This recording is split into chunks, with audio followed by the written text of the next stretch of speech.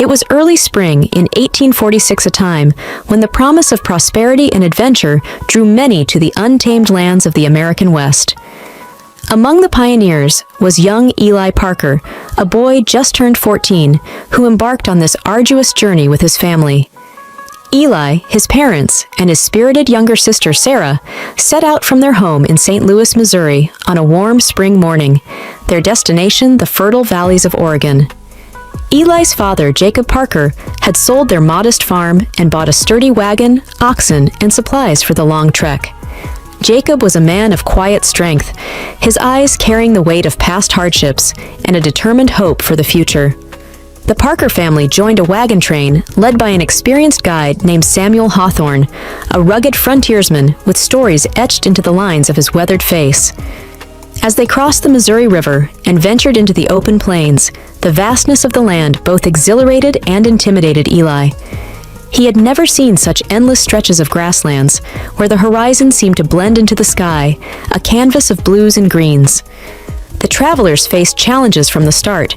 The rough roads jostled their wagon incessantly, and the long days of travel began at dawn and ended only when the sun dipped below the horizon, painting the sky with hues of orange and purple.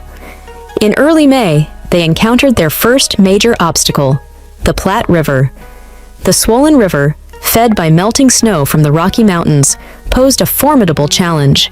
Mr. Hawthorne, with a grave expression, instructed the men on how to ford the river safely. Eli watched as his father and the other men led the oxen through the swift currents, their faces tense with concentration.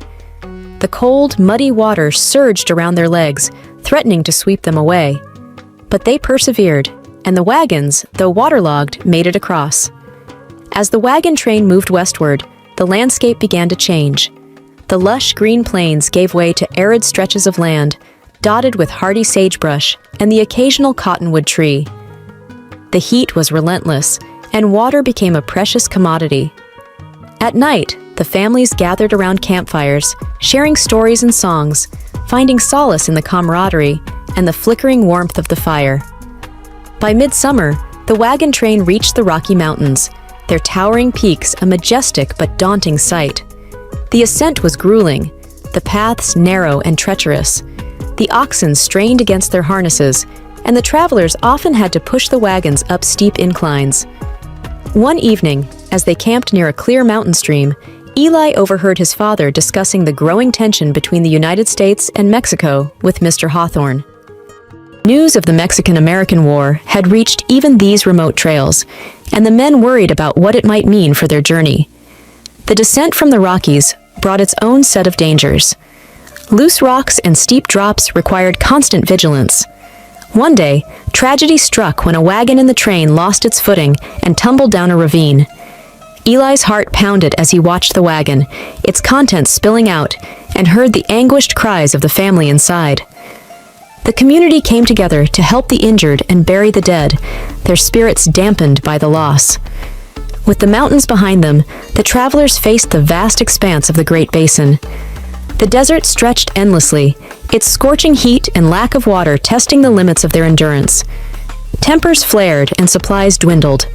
Eli and Sarah took turns watching for signs of water or other travelers, their eyes scanning the shimmering horizon.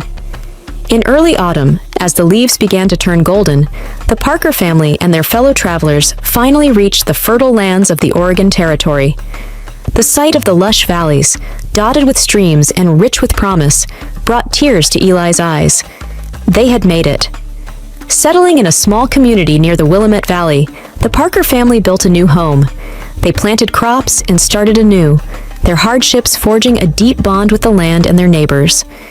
Eli often thought back to their journey, the trials they had faced, and the hope that had carried them through. In the end, the West had delivered on its promise, offering a new beginning to those brave enough to seek it.